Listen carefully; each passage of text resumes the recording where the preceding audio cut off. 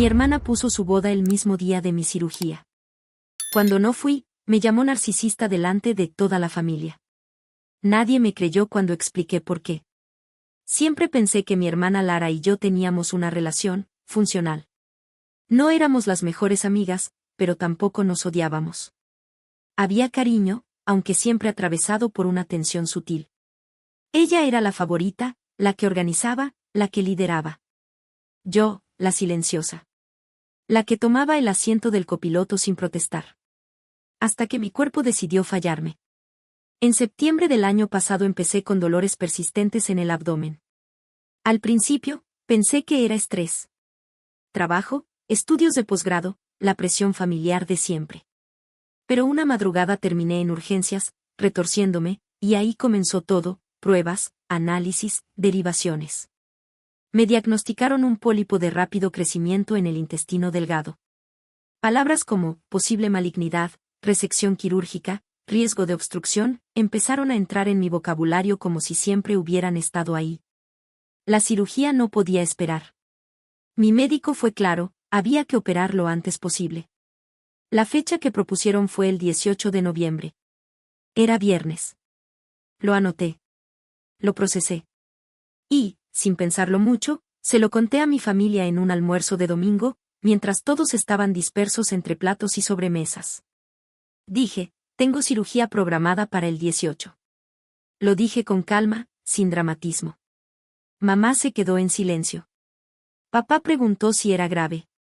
Lara levantó la mirada un segundo, murmuró, vaya, y siguió revisando su celular. Pensé que era una reacción normal. Todos procesan las cosas a su ritmo, me dije. Lo que no sabía es que, 4 días después, Lara enviaría un mensaje en el grupo familiar, buenas noticias, ya tenemos fecha para la boda. Será el 18 de noviembre. Espero que todos puedan estar. Leí el mensaje 3 veces.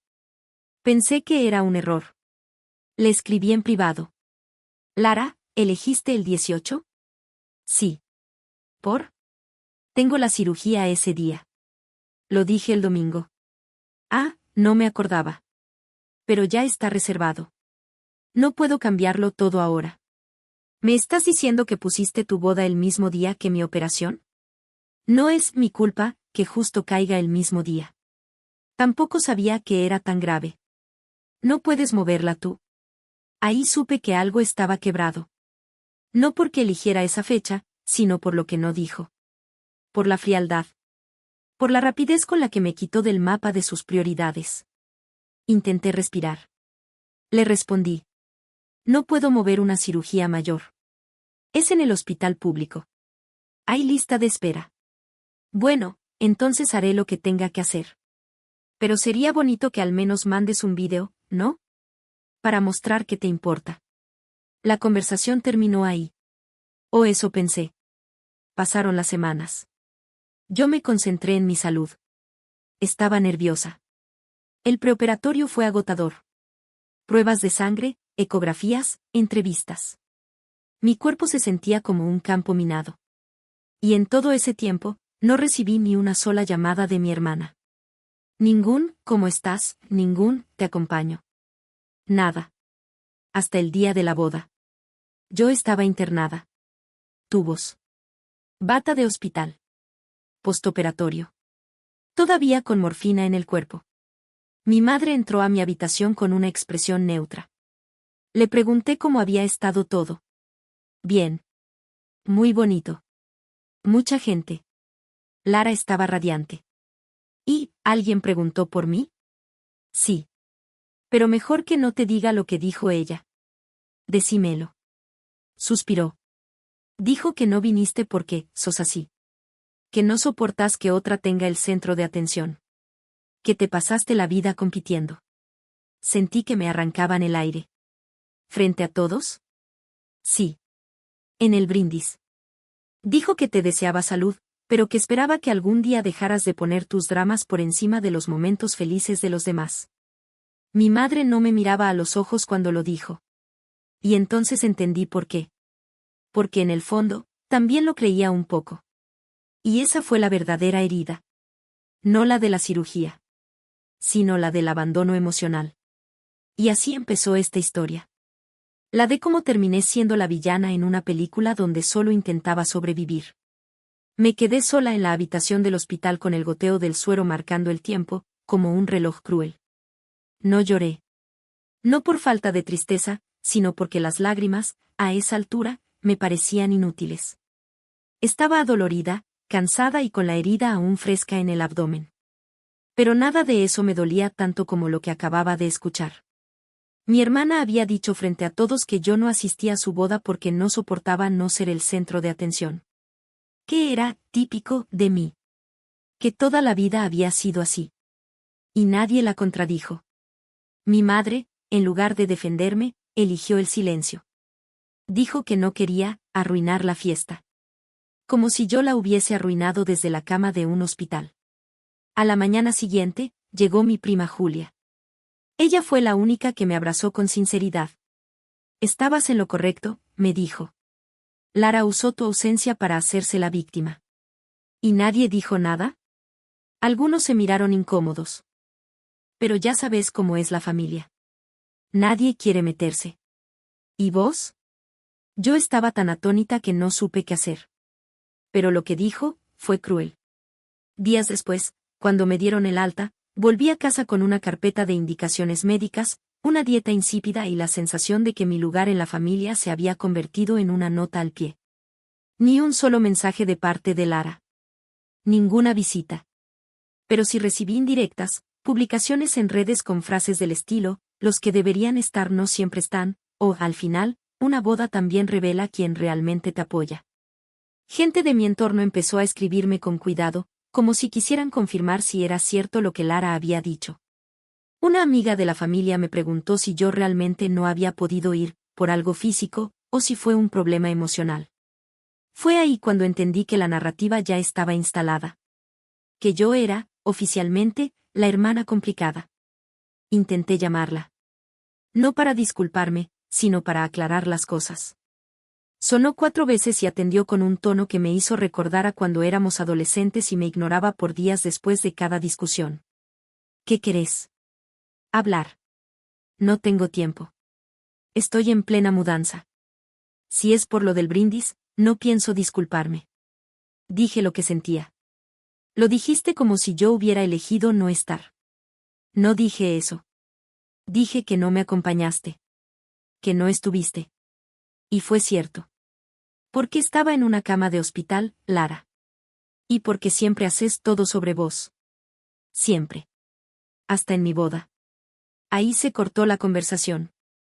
No porque yo colgara. Fue ella. Me colgó. Después de eso, me sumí en un silencio largo. Ni siquiera intenté justificarme con nadie más. Quien quisiera saber la verdad, podía preguntarme. Nadie lo hizo. Excepto papá. Una noche me llamó. Tarde. Su voz estaba ronca, cansada. Te escuché, ¿sabes? Dijo. Cuando dijiste que te dolía más lo de Lara que la cirugía. No lo dije en voz alta. Pero te conozco. ¿Y vos qué pensás? Pienso que hiciste lo correcto. Que priorizaste tu salud. Pero también sé cómo es tu hermana. Siempre va a encontrar la forma de quedar del lado correcto. ¿Y vos de qué lado estás? Del que no quiere perder a ninguna hija. Suspiré. Y por primera vez en días, sentí que alguien no me veía como una nota al margen. La recuperación fue lenta. El posoperatorio no tuvo complicaciones mayores, pero yo ya no era la misma. Me costaba confiar en las conversaciones, incluso en las amistades cercanas. Me sentía marcada. Una mancha que no podía limpiar. Hasta que llegó la primera reunión familiar tras la boda. Era el cumpleaños de mamá. Yo dudaba en ir. Pero sentí que esconderme era darle más poder a la versión que habían contado sobre mí. Fui. Entré con un regalo bajo el brazo, la sonrisa medida y una cicatriz aún curando bajo la ropa. Todos me saludaron con ese tono forzado que tienen los que no quieren drama. Lara ni se acercó. Se mantuvo a distancia, abrazada a su nuevo esposo, como si estuviera en un escenario, y yo fuera parte del público indeseado. Hasta que, después de la comida, una tía lanzó el comentario. Bueno, por suerte ya pasó lo del casamiento. Qué pena que no pudiste estar, che. Fue hermoso. Tuvo que operarse, dijo papá, seco, desde el otro extremo. Sí, claro. Pero justo ese día, fue raro, ¿no? Entonces hablé. No fue raro. Fue doloroso. Porque mientras me sacaban un pólipo que podía volverse maligno, mi hermana brindaba diciendo que yo era una narcisista. El silencio fue absoluto. Nadie sabía dónde meterse. Lara se levantó. Caminó hacia mí. No es mi culpa que no sepas manejar tus emociones, dijo. Y ahí supe que esto no iba a ser una reconciliación. Iba a ser una guerra. Y yo, por primera vez en mi vida, estaba dispuesta a pelearla. Después del cumpleaños de mamá, no volví a recibir mensajes de ningún familiar por varios días. El ambiente había quedado tenso, como cuando se rompe un jarrón en una casa ajena y todos prefieren caminar entre los pedazos sin reconocer que hay vidrios en el suelo. Lara, por supuesto, no tardó en reaccionar. 2 días después publicó en sus redes una historia con un fondo rosa pastel que decía: hay quienes nunca serán felices si no tienen un conflicto que protagonizar. El mensaje no llevaba nombre, pero el destinatario era evidente. Yo. La hermana que había hecho un escándalo en una reunión familiar. La que no sabía dejar las cosas pasar. Decidí no responder. No porque me faltaran palabras, sino porque sentí que hacerlo ahí, en el territorio donde ella construía su relato, era jugar su juego. Yo ya no quería ganarle. Quería desarmar el tablero. Una semana más tarde, Julia, mi prima, me escribió. ¿Querés venir a casa un rato? Me quedé pensando en lo que dijiste ese día. Fui. Nos sentamos en el patio, con café y silencio. Después de unos minutos, habló. No supe qué decir cuando Lara te acusó de eso. No por miedo, sino porque fue tan desubicado, que me congelé. No me ofendí por vos, le dije. Me dolió que nadie, ni uno solo, dijera, eso no está bien. ¿Sabes qué creo? Que muchos piensan como yo. Que Lara siempre fue dominante. No por maldad, sino porque aprendimos a girar a su alrededor para que todo funcionara. Y vos te corriste. Y eso se paga. No me corrí. Me enfermé. Y prioricé no morirme. Julia bajó la mirada. Tenés razón. Pero eso no va a cambiar nada si no hablas. Si no contás vos tu versión. ¿Y quién va a escuchar? Alguien siempre escucha. Más de los que crees. Esa charla me quedó dando vueltas. No porque quisiera exponer a Lara públicamente, sino porque ya estaba harta de sentirme la sombra de una historia contada por otros. Así que escribí un texto. Largo. Crudo. Contando todo. Desde el diagnóstico hasta el brindis. Desde los silencios de la familia hasta mi decisión de no desaparecer. Lo escribí sin rencor, pero sin suavizar nada. No le puse nombres, pero todos sabían quién era quién. Lo publiqué en mi cuenta personal de redes. No era popular, no tenía cientos de seguidores. Pero sabía que los justos la iban a leer. Y así fue. Los primeros mensajes me llegaron en privado. Gente que había estado en la boda. Gente que no sabía lo de la cirugía. Personas que me decían, perdón por creer una sola versión, me hizo ruido lo que dijo Lara, pero no imaginé que fuera tan grave. Incluso alguien me escribió. Yo tengo una hermana como la tuya. Y tu historia me hizo ver que no soy la única. Eso me dio fuerza. No por la validación, sino porque por primera vez no me sentía la villana, ni la víctima. Solo alguien que decidió no desaparecer. 2 días después, mamá me llamó. Estaba molesta. ¿Era necesario ventilar todo por internet? ¿Y qué opción me diste vos, mamá?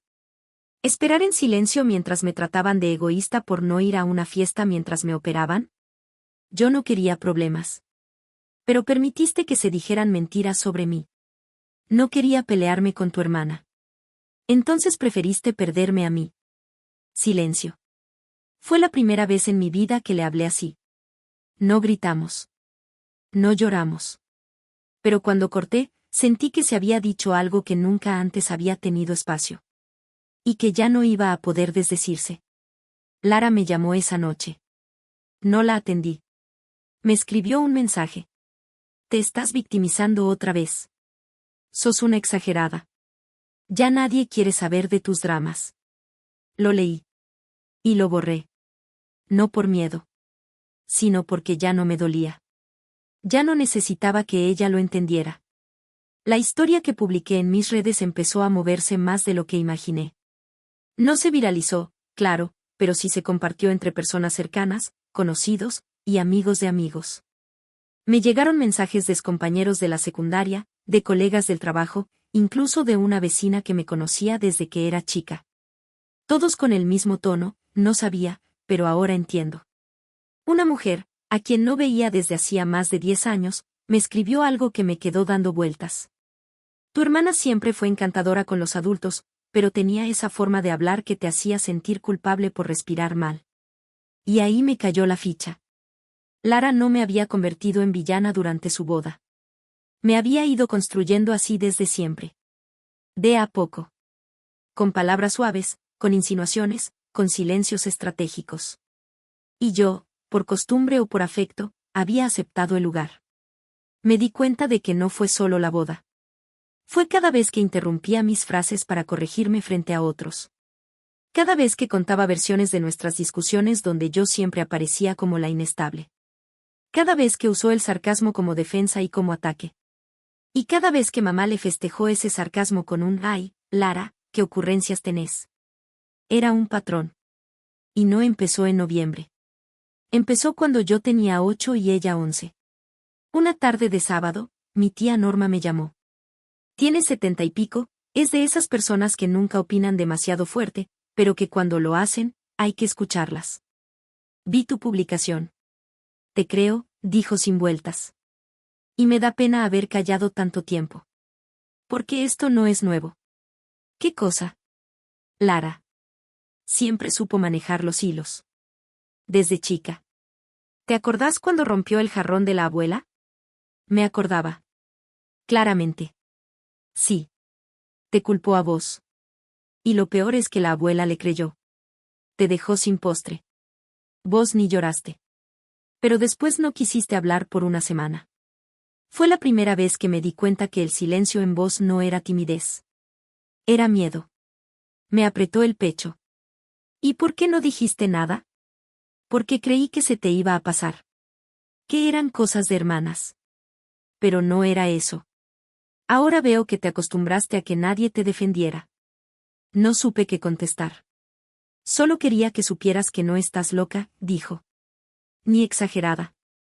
Estás contando algo que otros callaron. Y cuando colgué, sentí que una parte chiquita de mi infancia se reescribía con esa sola frase. Pocos días después, recibí un mensaje inesperado. Era de Martín, un primo que vivía en otra ciudad y con quien no hablaba desde hacía años. El mensaje era breve. Gracias por contar tu historia. Mi hermana me hizo algo parecido. No pude hablarlo nunca. Pero hoy me animé a contárselo a mi esposa. Y lloré. Ese mensaje, entre todos los que recibí, fue el que más me conmovió. Porque me hizo ver que lo que yo creía un drama doméstico, individual, estaba más extendido de lo que pensaba. No era la única. Había muchos hermanos y hermanas siendo relegados, manipulados, desplazados de sus propios relatos por familiares más carismáticos, más dominantes, más expertos en manejar lo que se ve. Y el mundo casi nunca escucha a los que no hacen escándalo. Una tarde me crucé con Lara en una cafetería del barrio. No fue planificado. Yo estaba saliendo con una bolsa en la mano, ella entraba con su esposo. Nos vimos, nos medimos, y durante unos segundos nadie dijo nada. Hola, dije. No por cordialidad, sino porque tenía ganas de mirarla a los ojos sin miedo. Hola, respondió, sin detenerse. Su marido me miró incómodo. Lara lo tomó del brazo y entraron como si no me hubieran visto del todo. Pero me vieron. Y lo supe. No necesitaba que me saludara con afecto. Solo necesitaba no encogerme ante su presencia. Y ese día no me encogí. Más tarde, mamá me llamó. ¿Te la cruzaste? Sí. ¿Y cómo fue? Tranquilo. No pasó nada. Silencio. ¿Y si algún día quiere hablarte?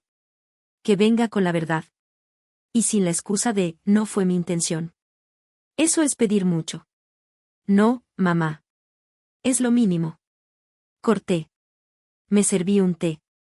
Y pensé en algo que no había querido admitir antes. No me dolía solo la traición de Lara. Me dolía haber tardado tanto en dejar de explicarme. Pero al menos ahora ya no lo hacía. Y eso, aunque no cerrara la herida, evitaba que siguiera infectándose. El post que publiqué seguía dando vueltas en círculos pequeños. Algunos ya lo habían olvidado, otros aún lo comentaban bajito en cumpleaños y reuniones. Pero a mí me había cambiado algo profundo, aunque no lo mostrara por fuera. No porque hubiese sanado todo, ni porque la relación con Lara se hubiera arreglado, sino porque por primera vez dejé de buscar comprensión donde no la había. Antes, cada vez que alguien dudaba de mí o me pedía que fuera más comprensiva con Lara, sentía que debía justificarme. Explicar mis motivos. Contar la cronología exacta del diagnóstico, del dolor, de la cirugía, como si ser creída dependiera de una exposición clara de hechos. Como si solo siendo impecable y objetiva mereciera respeto. Pero ya no. Una tarde, en una reunión en casa de papá, un primo me dijo medio en broma. Che, ¿y vos cuándo vas a hacer tu boda dramática? Ya la hice, le respondí. Pero nadie trajo vino. La gente se rió. Pero yo no. Porque esa frase, aunque disfrazada de chiste, tenía algo real, toda esta historia había sido tratada como un drama secundario. Como si lo que yo viví fuera parte del espectáculo familiar, no un evento real que me dejó una cicatriz literal en el abdomen y otra más profunda en la forma en que entendía los vínculos. Papá, desde el otro lado del living, me observaba. Después de que todos se fueron, se me acercó. Tenés más fuerza de la que pensás, me dijo. Yo lo supe siempre. ¿Y por qué nunca dijiste nada? Porque en esta familia aprendimos que hablar era igual a romper. Y a veces callar parece más seguro. Pero no siempre es justo. Lo abracé. Fue uno de esos abrazos que no curan, pero alivian. Una semana después recibí un mensaje de voz de Lara. Lo dudé. Estuve a punto de borrarlo sin escuchar. Pero algo me dijo que debía oírlo. ¿Por curiosidad, o por cierre? No lo sé. La grabación duraba 47 segundos. Sonaba tensa, medida, sin emoción verdadera. Sé que estás contando tu versión de lo que pasó. No voy a discutirla. Solo quería decir que, si en algún momento te lastimé, bueno, lamento que te hayas sentido así. Pero fue mi boda. Y si vos decidiste no estar, eso fue tu elección. Lo escuché 3 veces. La primera, me enojé. La segunda, me reí.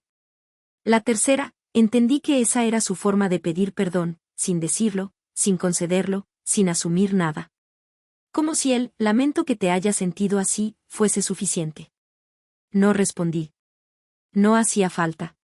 Porque entendí que ella seguía queriendo ganar un juego que yo ya no estaba jugando.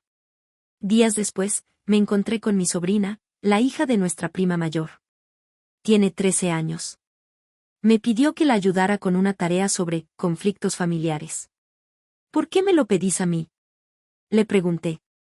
Porque mi mamá dice que vos no te callás las cosas. Y la profe dijo que para entender un conflicto hay que escuchar a alguien que haya vivido uno. Le sonreí.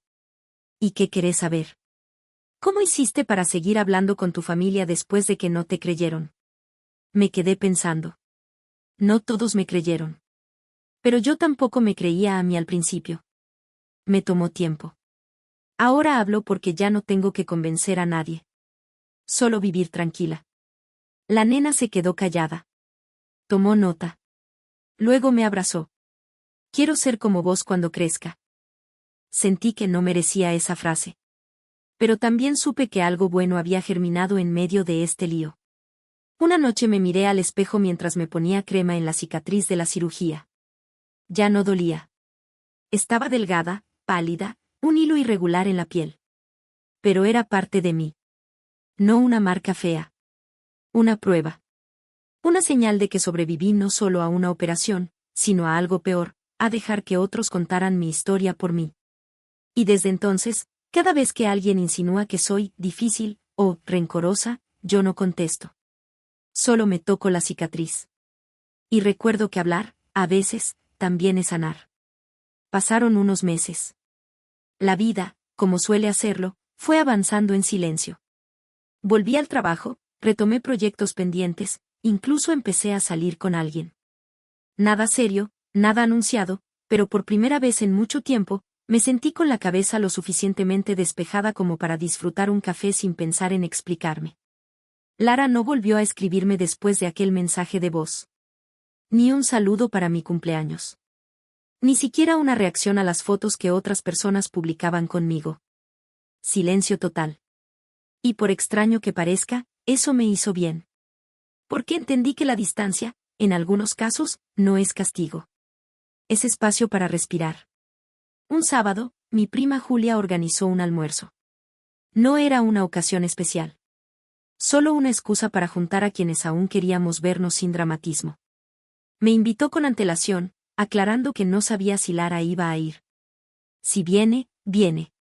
Y si no, mejor, me dijo riendo. Yo fui. Con el estómago tranquilo, sin tensión en el pecho. Me senté cerca de la ventana, ayudé a poner la mesa, charlé con un par de tíos sobre libros y recetas. Todo en calma. Todo normal. Hasta que llegó Lara. Entró sin saludar. Saludó con un gesto de cabeza a quienes estaban más cerca. Llevaba una caja de galletas y un vestido demasiado elegante para un almuerzo informal. Su esposo no fue con ella. Se sentó lo más lejos posible de mí. Yo no hice ningún movimiento. Nadie mencionó la boda. Nadie habló de la cirugía. Nadie tocó el elefante en la sala. Hasta que, durante el postre, mi tía Norma, sin saber o sabiendo exactamente lo que hacía, dijo: ¿Y cuándo vas a perdonar a tu hermana, Lara? El silencio se volvió un eco. Todos bajaron la vista. Yo no supe si agradecerle o maldecirla. Lara dejó la cuchara sobre el plato, como si la pregunta le hubiese salpicado de pronto. No tengo nada que perdonar, respondió con una sonrisa filosa. Yo hice lo que creí correcto. ¿Y lo correcto era decir que era una narcisista por no ir a tu boda? La pregunta la hice yo. No podía evitarlo. Ya no. Lara me miró por primera vez desde que llegó. Lo dije en un momento de dolor, dijo. No pensé que ibas a convertirlo en una telenovela pública. No fue una telenovela. Fue mi verdad. Contada en mi espacio. Después de que me acusaras delante de todos. ¿Y qué ganaste con eso? ¿Compasión? Paz. Gané paz. Nadie habló durante un rato. Después, alguien, creo que Julia, cambió de tema. Pero el aire ya se había quebrado. Y eso, curiosamente, fue un alivio. Esa misma noche, mientras lavaba los platos con Julia, me dijo. Me da rabia que ella nunca se quiebre. Que todo lo que diga esté tan medido. Porque Lara no pide perdón, le respondí. Hace lo que hace, y espera que el tiempo lo convierta en olvido. ¿Y vos? Yo tampoco quiero perdón. Ya no. Solo quiero no tener que seguir defendiéndome. Julia asintió. Y agregó. Ya no tenés que hacerlo. Los que te conocen, te creen. Y los que no, no importan. Días después, recibí una carta. No un mensaje, no un correo electrónico. Una carta, con sobre y todo, sin remitente, pero con letra conocida. Era de mamá. Dentro, había una sola hoja escrita a mano. Decía. A veces las madres también se equivocan. Me costó mucho ver la dimensión de lo que te pasó. No solo lo físico. Lo otro. Lo que yo no supe sostener. Perdón por haberte dejado sola. Estoy orgullosa de cómo te defendiste. Aunque no te lo dije antes. Lloré. Lloré con bronca y alivio. Con tristeza vieja. Con algo parecido a gratitud. No la llamé de inmediato. La guardé en mi mesita de luz. Quería leerla una vez más antes de hablar. No para reprochar. Para entender cómo, al fin, algunas heridas estaban empezando a cerrarse. Esa noche, antes de dormir, me miré al espejo. Me toqué la cicatriz, como tantas otras veces. Pero no lo hice por tristeza. Lo hice para recordar que eso también era parte de mí. Como el enojo, como la resistencia, como la voz que aprendí a usar. Porque a veces no hay reconciliación. Pero sí hay libertad.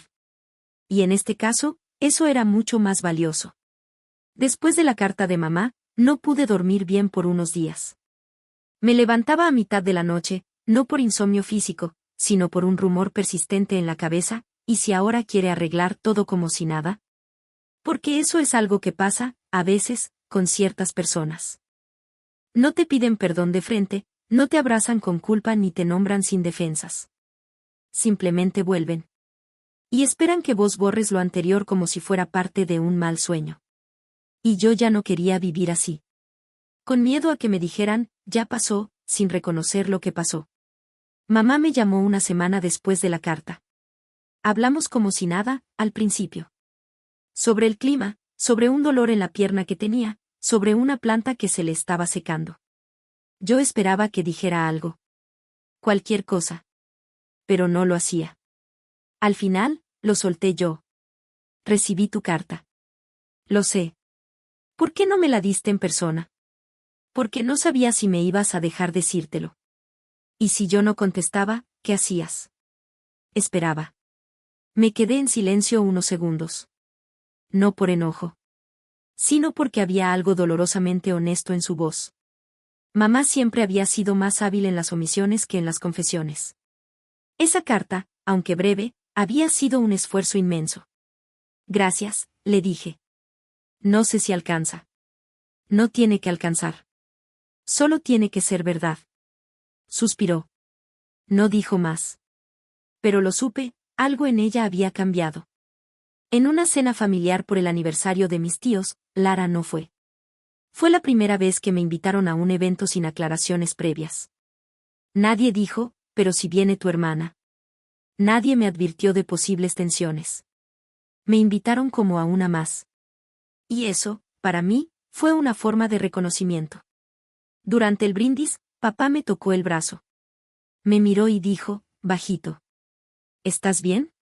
Sí, le respondí. Estoy aprendiendo a estarlo sin necesidad de que todo se repare. Eso es difícil. Sí. Pero vivir esperando que los demás hagan lo que nunca van a hacer, es más difícil todavía. Unos días después, me crucé en la calle con una amiga de Lara. Una de esas personas que te conoce desde la infancia, pero siempre estuvo más cerca de la popular. Me saludó, sonriente. Leí lo que escribiste hace unos meses, me dijo. Me hizo pensar en muchas cosas. En vos, en mí, en mi propia hermana. ¿Sí? Sí. Me dolió, incluso. Porque vi cosas en Lara que nunca quise ver. No era mi intención dividir a nadie. Lo sé. Pero a veces hay cosas que solo se entienden cuando alguien las dice sin miedo. Nos despedimos con un abrazo. Y por primera vez, sentí que mi voz había dejado huella en alguien que, en otra época, jamás me habría escuchado con atención. Una noche, volviendo de hacer compras, abrí el cajón de la mesita del living donde guardo papeles importantes. Sin saber por qué, volví a releer el parte médico de mi cirugía. Esa hoja con palabras técnicas y sellos fríos que había marcado el inicio de toda esta historia. Lo leí sin temblar. Sin revivir el dolor. Y me di cuenta de que esa hoja no era solo un resumen clínico. Era el punto de quiebre entre la que fui antes y la que soy ahora.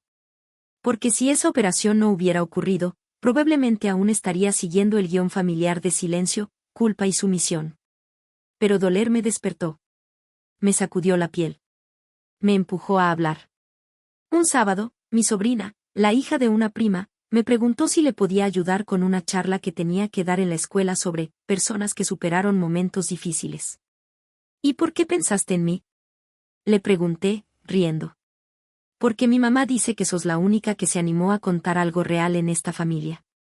Me dejó sin palabras. ¿Y qué querés que diga? Que uno no tiene que callarse para que todo parezca perfecto. Asentí. Con un nudo en la garganta. Y supe que, al final, tal vez eso era lo que había logrado, no justicia. No reconciliación. Sino dejar una pequeña grieta en esa fachada familiar donde antes no entraba ni una gota de verdad. Y por ahí, se estaba colando algo nuevo. Algo que, por fin, respiraba. En casa de mamá había una caja que nadie tocaba. Estaba en el altillo, marcada con la palabra recuerdos y una caligrafía antigua que claramente no era la suya, sino la de la abuela. Siempre que subíamos a buscar adornos navideños o mantas para el invierno, pasábamos junto a esa caja, y mamá decía, eso es para cuando yo no esté. Una tarde de lluvia, sin nada mejor que hacer y con la excusa de revisar cosas para donar, subí al altillo sola. Abrí la caja. Había cartas, fotos en blanco y negro, programas de teatro de los años 60, tarjetas de cumpleaños y cuadernos escolares. Cosas de mamá, de sus hermanas, incluso de mi tía Norma. Pero lo que me llamó la atención fue una carpeta celeste con mi nombre escrito con lápiz, apenas visible, Lucía. Adentro había dibujos míos, informes de jardín, y una hoja suelta de cuando tenía 7 años. Era un texto escolar, mi familia. Decía. Mi hermana se llama Lara. Me gusta cuando me abraza, pero a veces me grita. Mamá me dice que es porque me quiere. Yo quiero que me quiera sin gritarme. Tuve que sentarme. Me costaba recordar haberlo escrito, pero ahí estaba. Mi voz chiquita, tan clara. Tan parecida a la voz que tuve que recuperar de adulta. Y al lado, grapada con un clip, había una hoja con la caligrafía de mi maestra. Niña sensible. Le cuesta imponerse. Necesita refuerzo emocional positivo. Me quedé ahí, sola, con una hoja en la mano y 30 años de eco en el pecho. Pensé en todas las veces que mamá desestimó mis enojos. En cómo normalizamos los silencios, los gritos, las burlas.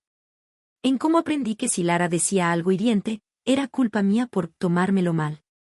Y como todo eso no era nuevo. Era aprendido. Repetido.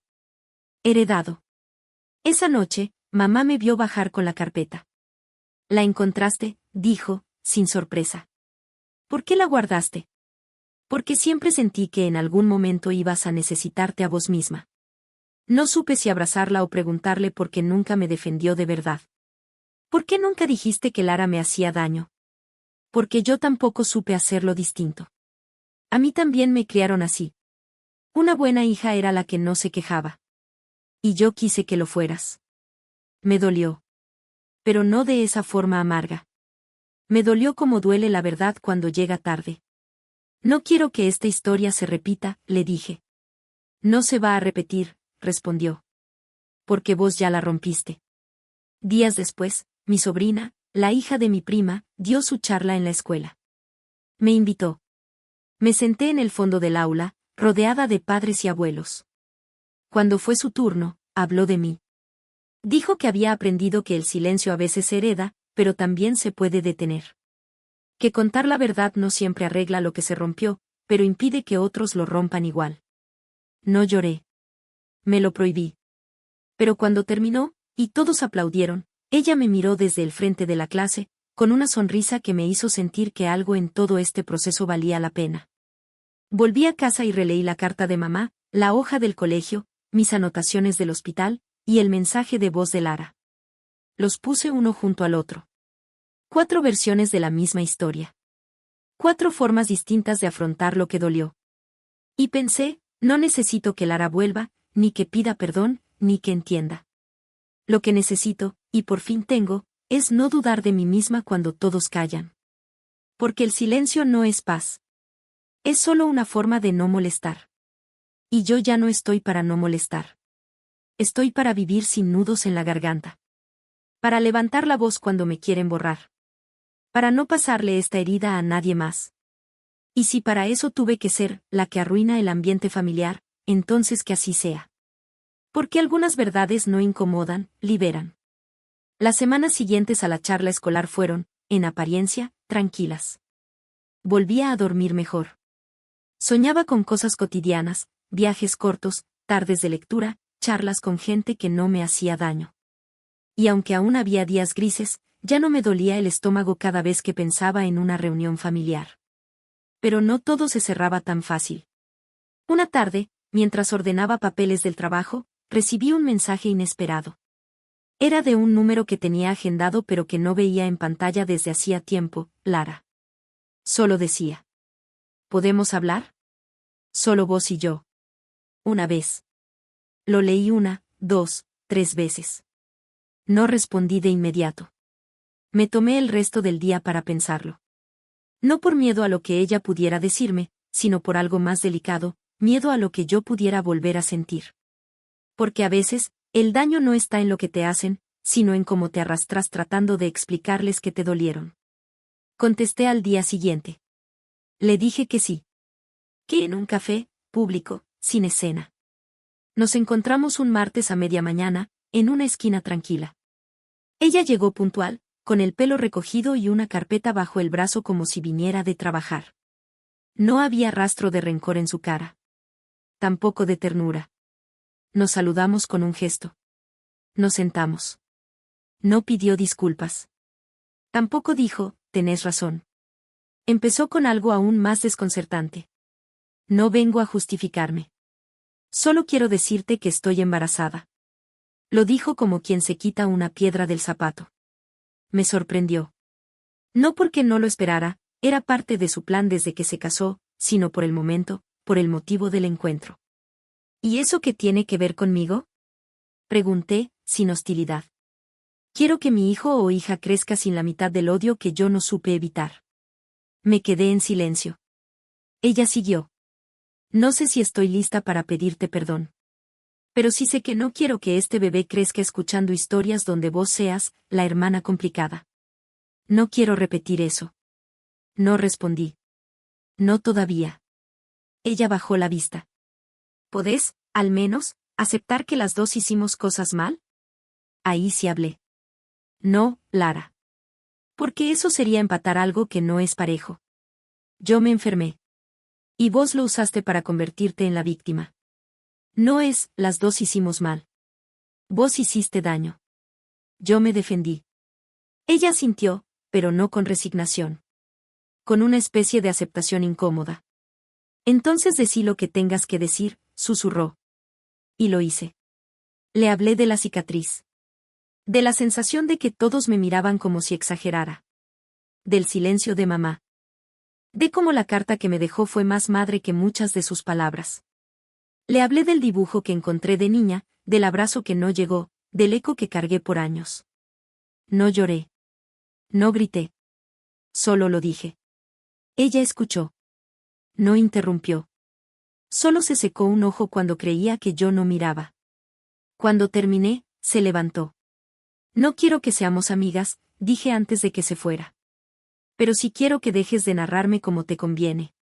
Ese sería un buen inicio. Lo intentaré, murmuró. De verdad. Y se fue. No hubo abrazo. No hubo perdón. Solo dos adultas, rotas en distintos lugares, reconociéndose al fin como responsables de algo. Esa noche dormí profundamente. No soñé con reconciliaciones. Soñé que caminaba sola por una calle de árboles enormes, con la cicatriz al aire y sin vergüenza. Y al despertar, me sentí liviana. No porque ella hubiera cambiado, sino porque ya no esperaba que lo hiciera. Mamá vino a visitarme el fin de semana siguiente. Me trajo unas galletas de limón, como las que hacía la abuela. ¿La viste? Preguntó. Asentí. ¿Y? No me pidió perdón. Pero dejó de mentir. Algo es algo. Mamá me miró con una ternura contenida. Vos también estás distinta. Es que me cansé de esperar el cierre de otros. Me lo estoy escribiendo sola. Te está saliendo bien. Y por primera vez en muchos años, nos abrazamos sin prisa. Y supe que a veces, dejar ir no es rendirse. Es saber que seguir esperando algo de alguien que no tiene nada para darte, es una forma lenta de desaparecer. Y yo, por fin, había elegido quedarme conmigo. Después de esa charla con Lara, no volvimos a hablar. No hubo seguimiento, ni gracias por escucharme, ni esa clase de mensajes tibios que uno recibe cuando alguien quiere mantener una apariencia sin realmente acercarse. Pero estaba bien. Había algo en esa ausencia que me resultaba, por fin, soportable. Tranquila. Lo que sí cambió fue el clima familiar. Como si, después de tanto silencio incómodo, algo se hubiera desbloqueado. Nadie me pidió que la perdonara. Nadie me insinuó que debía recomponer el vínculo. Era como si, de pronto, todos entendieran que a veces, lo mejor que podés hacer con una relación dañina, es no forzarla a respirar. Un domingo, mamá organizó un almuerzo y me pidió que fuera. Aclaró que Lara no iba a estar. ¿Seguro? Le pregunté. Sí. Me dijo que prefería no cruzarse con vos, al menos por ahora. Y la verdad, lo respeto. Lo dijo sin culpas. Sin intentar reconciliarnos a la fuerza. Y eso me alivió más de lo que pensé. Fui. Estábamos papá, mamá, mi tía Norma, Julia y 2 primos. Nada multitudinario. La comida fue simple, pastas caseras, pan del día, budín de postre. Pero en esa sencillez había algo hermoso. Nadie evitaba mirarme. Nadie se escabullía en frases ambiguas. Yo era una más. Ya no la complicada, ni la del drama, ni la que arruinó la boda de nadie. En un momento, tía Norma levantó la copa. A Lucía, dijo. Porque cuando una se defiende, no se separa de la familia, la sana. No supe qué decir. Brindamos. Y sentí una paz distinta. No la paz de que todo se arregló.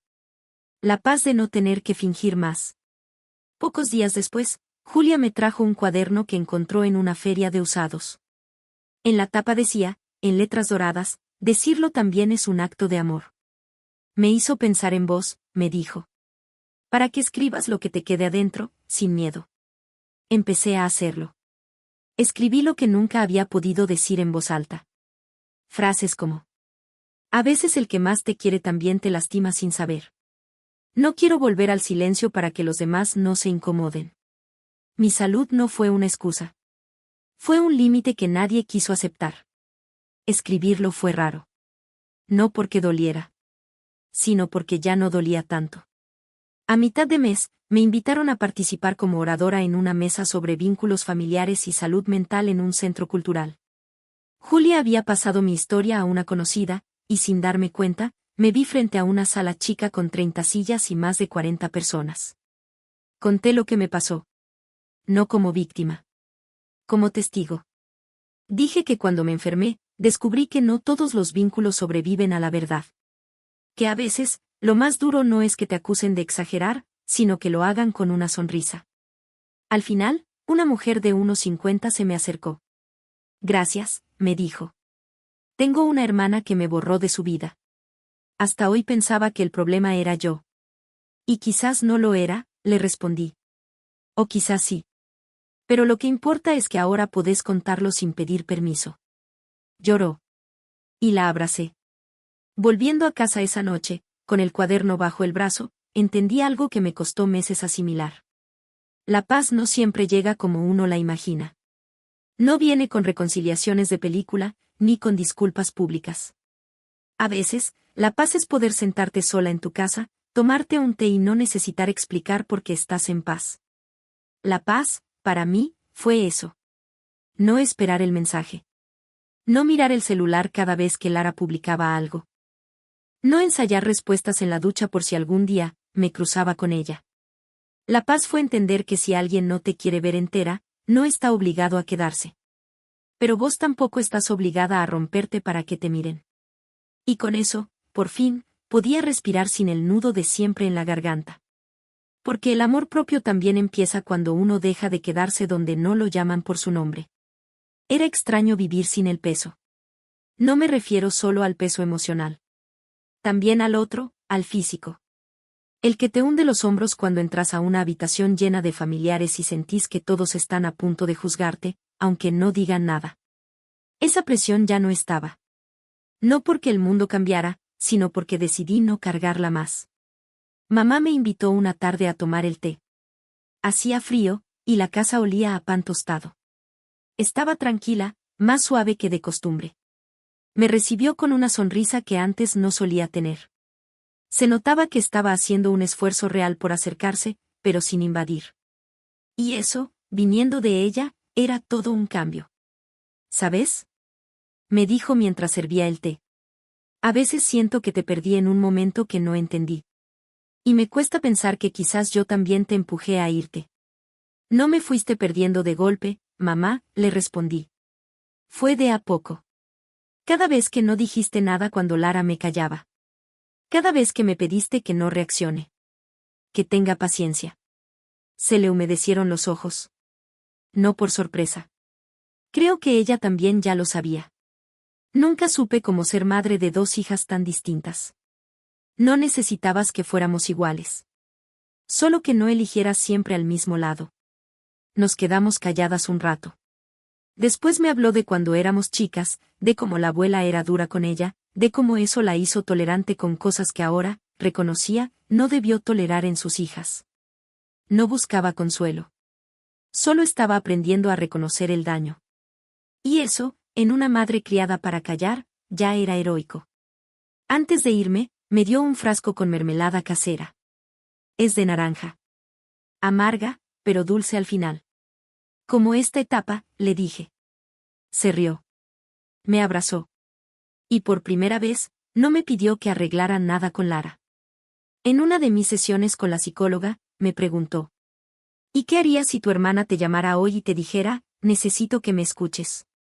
No lo pensé demasiado. Le diría que no puedo ser más su recipiente.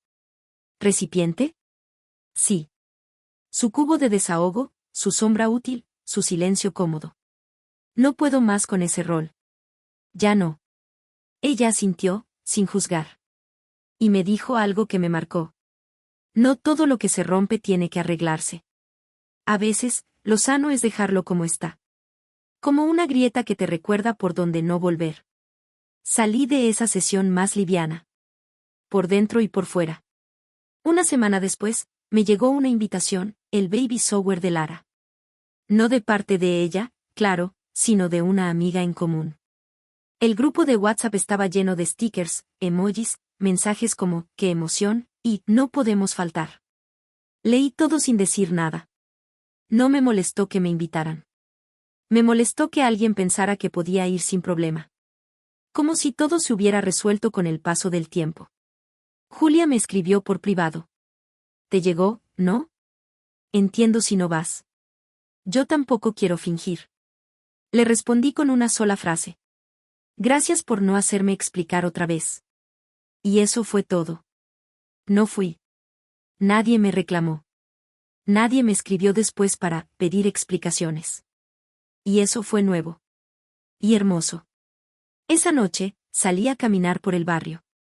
Pasé por la plaza donde jugábamos de chicas. Vi una nena de unos 5 años peleando con su hermano por una hamaca. La madre, desde un banco, dijo en voz alta. Compartan. No quiero que discutan todo el día. Y me dieron ganas de acercarme y decirle, a veces, compartir lo que duele es más sano que fingir que no pasa nada. Pero no dije nada. Solo caminé. Y pensé que, si algún día tengo una hija, quiero que sepa que el amor entre hermanas no siempre es automático. Que hay que cuidarlo. Y que cuando duele, se puede hablar. Porque el silencio nunca es amor. El silencio, muchas veces, es solo la forma más discreta del abandono. Y yo, por fin, había aprendido a hacer ruido. Aunque no gritara. Aunque solo fuera en forma de pasos firmes sobre el suelo. Los meses pasaron y no volvió a haber contacto. Ni llamadas, ni mensajes. El bebé de Lara nació, una nena, según me dijo Julia, y hubo fotos en redes, felicitaciones, corazones. Yo no comenté. No por odio. Por decisión. No formaba parte de ese escenario, ni quería fingir que sí. Lo interesante fue que nadie me lo reprochó. Papá me envió una foto por privado. Solo una. Por si querés verla, dijo. No espero respuesta. La miré. Era hermosa, sí. Pequeña, envuelta en una manta color crema, con los ojos entrecerrados. Me detuve en su gesto. Pensé, qué raro es todo esto. ¿Cómo puede nacer una vida nueva en el centro de una historia rota? ¿Cómo se puede sentir ternura sin deseo de pertenecer? Respondí con un emoji simple. El de los 2 corazones. Nada más. Papá no insistió. Empecé un taller de escritura los jueves a la tarde. No tenía grandes aspiraciones, solo quería explorar esa parte de mí que había estado dormida tanto tiempo. La que quería decir cosas sin pedir permiso. Escribí cuentos, fragmentos, escenas. Pero lo que más me gustó fue una consigna que nos dieron. Contá tu historia como si fueras la única que pudiera hacerlo bien. Y eso hice. Escribí sobre la cirugía. Sobre el brindis. Sobre el silencio. Sobre la nena de 5 años que deseaba que su hermana la quisiera sin condiciones. Sobre la mujer que aprendió, mucho más tarde de lo deseado, a decir hasta acá. Lo leí en voz alta frente al grupo. Cuando terminé, nadie aplaudió de inmediato. Se quedaron todos en silencio. De ese bueno. Del que no pide más. Y luego, alguien dijo. Gracias por animarte a contar eso. Lo necesitábamos todos. Un día, mamá me invitó a almorzar sola. Preparó lo que más me gustaba de chica, pastel de papa con mucho queso. No lo hago para que recordemos, dijo, sirviendo los platos. Lo hago porque me acuerdo. Y entendí. Mamá ya no vivía en negación. No buscaba restar lo que dolía con gestos dulces. Simplemente mostraba que también estaba haciendo su parte. A su ritmo. A su modo. Después del café, me miró seria. ¿Querés que le diga a Lara que estás abierta a hablar? Negué con la cabeza. No necesito hablar más, mamá. No con ella. Lo que tenía que decir, ya lo dije. Y lo que no, ya no me pertenece. Mamá asintió. No insistió. Ese fue nuestro nuevo acuerdo, silencio no como complicidad, sino como respeto. Una tarde, mientras organizaba unos papeles en casa, encontré una foto vieja. Yo y Lara en una hamaca doble. Debíamos tener 7 y 10 años. Ella se reía. Yo la miraba. Con esa mirada de quien espera algo que nunca llega. Un gesto tierno, sí, pero también una pregunta en los ojos.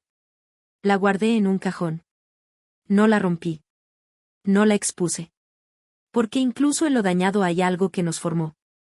Pero ya no quería construir desde ahí. En la última clase del taller, la profesora preguntó. ¿Qué frase elegirían para cerrar un capítulo de su vida? Pensé. Mucho. Y respondí. No se trataba de que me entendieran. Se trataba de que yo me entendiera a mí misma sin miedo. La escribí en una hoja. La doblé. La guardé en mi billetera. Porque eso era lo que me había quedado. No la reconciliación de cuento, no el aplauso de la familia, no la validación externa. Lo que quedó fue eso, haber sostenido mi historia incluso cuando nadie me creyó al principio. Haberla defendido con el cuerpo, con la palabra, con la calma. Y ahora, cuando alguien me dice, qué valiente fuiste, yo no respondo con modestia. Respondo con claridad. No fui valiente. Fui honesta. Y esa fue la diferencia que me salvó. Porque, al final, no se trata de ganar. Ni de convencer. Ni de volver a encajar. Se trata de elegir tu versión. De escribir la voz. Y de quedarte con ella. Aunque nadie más la quiera leer. Aunque la otra protagonista nunca diga nada. Porque hay historias que se cierran cuando dejas de pedir que te escuchen y empezás a escucharte vos. Y eso, para mí, fue el verdadero final.